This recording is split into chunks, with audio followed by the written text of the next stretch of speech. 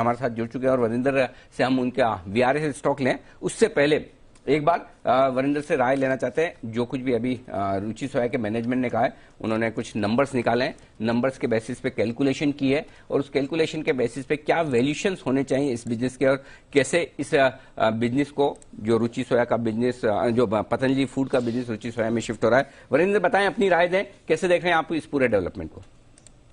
Sir good morning sir to you and everyone. Deepanshu ने जैसे बोला सर कि 2015 में एक रिपोर्ट आया था सीएलएसए का, जिसमें उन्होंने बोला था कि wish you will listed Patanjali को, वो अभी मुमकिन होने जा रहा है।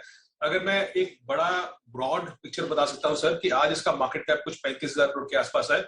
जो भी अगर नंबर्स हैं, जितने भी नंबर्स हैं मार्केट में, 2 साल के बाद इसका मार्केट कैप कम से कम 50,000 करोड़ के आसपास का वैल्यूएशन दिखता है मुझे और बहुत सारे लोगों को। ये एक ब्रॉडर पिक्चर है सर। आपको एक नंबर बता दूं सर, अभी तो एडिबल ऑयल का नंबर ही पता है सबको, और फूड बिजनेस का नंबर जो हमारे हिस्टोरिकल नंबर्स जो भी हमें पता है उस हिसाब से हमने कैलकुलेशन की है, तो वो नंबर ऊपर नीचे हो सकता है। अगर आज के हिसाब से देखा जाए सर, तो इस कंपनी का एबिटा मेरे ख्याल में 1400 करोड़ के आसपास का आएगा इस साल, आएगा रुचि सोया का सिर्फ एडिबल ऑयल बिजनेस का।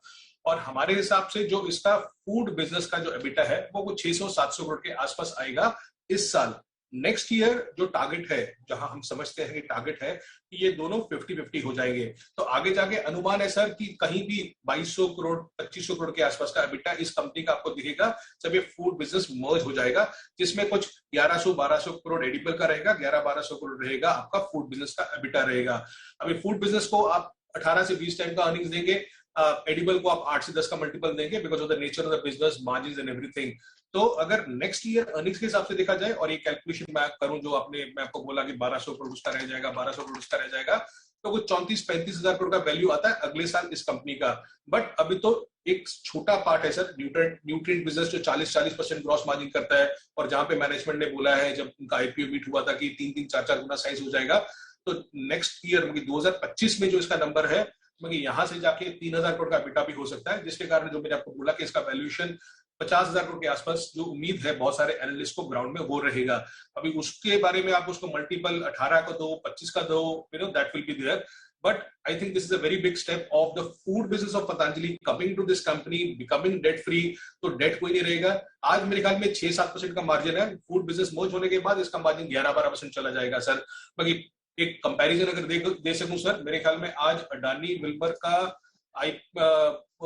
अडानी विल्मर जो सिर्फ एडिबल ऑयल में है, उसका मार्केट कैप आज कितना होगा सर? तो 75,000 करोड़ के आसपास होगा, और वो सिर्फ एडिबल ऑयल बिजनेस करता है, और उसका मार्जिन 3 या 4% के आसपास है, 4 से 3.5% के आसपास का मार्जिन है।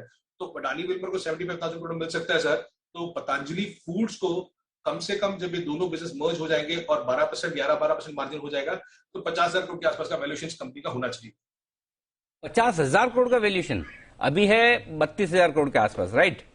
तो मैं 2 साल के बाद बात कर रहा हूँ सर, मैं FY25 की बात कर रहा हूँ। मैं FY इस साल जैसे मर्ज हो जाएगा, तो मेरे हिसाब से इसका जो टोटल एबिटा कुछ इस साल आना चाहिए कुछ 1800-1900 करोड़ के आसपास।